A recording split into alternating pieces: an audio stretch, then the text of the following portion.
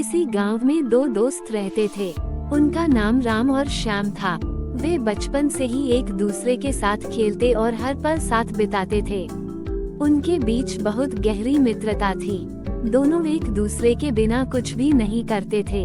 एक दिन गांव के पास के जंगल में एक त्योहार मनाया जा रहा था। राम और श्याम ने सोचा कि वे भी इस त्योहार में भाग लेने जाएंगे। वे दोनों जंगल की ओर चल पड़े।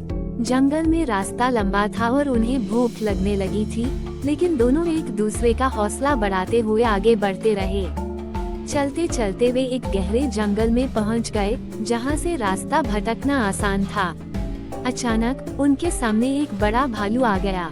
भालू को देखकर दोनों दोस्त बहुत डर गए। राम ने सोचा कि वह एक पेड़ पर चढ़कर अपनी जान बचा लेगा और तुरंत पेड़ पर चढ़ गया।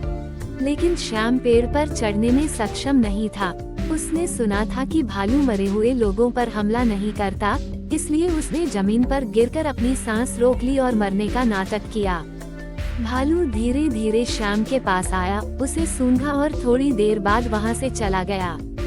भालू के जाने के बाद राम पेड़ से नीचे उतरा और श्याम से हंसते हुए पूछा, भालू तुम्हारे कान में क्या कह रहा था? श्याम ने गंभीरता से कहा, भालू ने मुझे कहा कि जो दोस्त मुसीबत के समय तुम्हें अकेला छोड़ दे, उस पर कभी विश्वास मत करना।